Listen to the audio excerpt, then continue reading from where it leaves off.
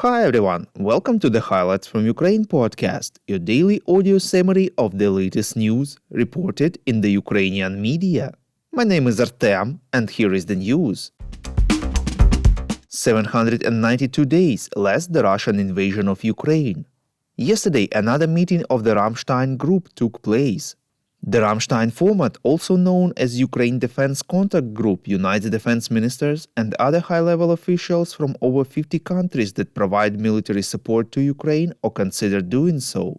President of Ukraine Volodymyr Zelensky addressed the participants and said that long-range armaments, air defense systems and artillery are priority among the aid Ukraine needs from its allies.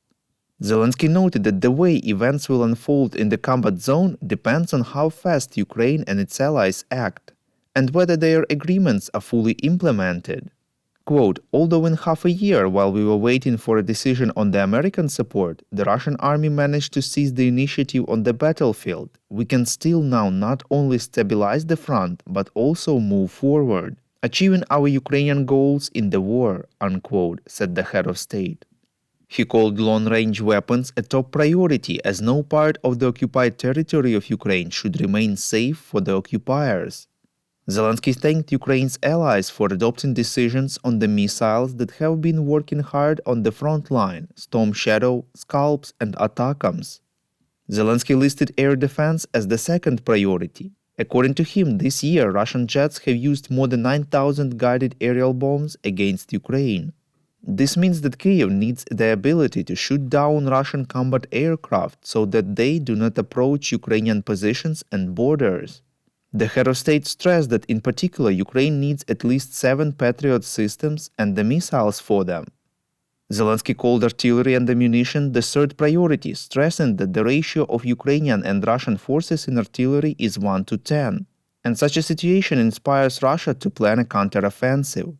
The fourth priority is the production of weapons both in partner states and within joint projects in Ukraine. The president stressed that Ukraine has the capabilities to produce more drones than it can pay for. The same goes for electronic warfare systems. After the meeting, several countries have already announced new packages of support for Ukraine. U.S. Defense Secretary Lloyd Austin confirmed that the U.S. is allocating $6 billion in military aid, reports European Pravda. It will be implemented under the Ukraine Security Assistance Initiative, through which weapons are ordered from American manufacturers. Austin stressed that this is the largest military aid package announced to date. Later, the Pentagon specified that it plans to order additional munitions for Patriot air defense systems, NASAMS and HIMARS systems, 155 and 152 mm artillery ammunition, demolition munitions and precision aerial munitions for Ukraine, equipment to integrate Western air defense launchers, missiles and radars with Ukraine's air defense systems, anti-drone equipment, radar stations, counter-artillery radars, switchblade drones and components to support Ukrainian production of unmanned aerial vehicles and other capabilities are also on the list. The US also plans to order unmanned aerial systems, tactical vehicles to tow weapons and equipment, small arms and additional small arms ammunition, other items.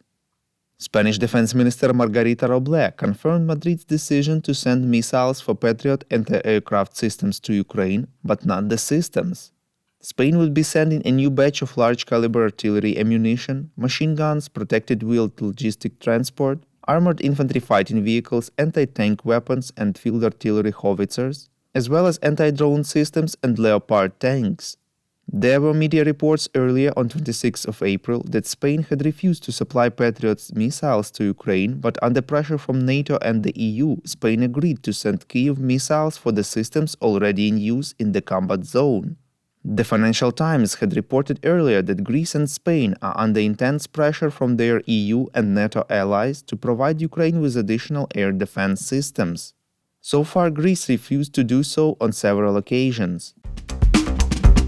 We would really appreciate if you could rate us, ideally with 5 stars, and leave a glowing review in the app where you are listening to this podcast, Google Podcast, Apple Podcast, Spotify, and others.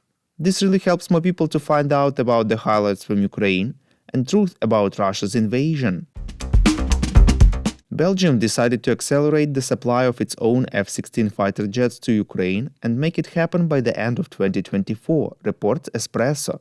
Belgian Prime Minister Alexander De Croo referred to the decision to supply F-16 jets as a big step for Ukraine's defense. He noted that Belgium had already participated in the fighter jet coalition and has provided repairs to the supplied aircraft and has trained Ukrainian pilots.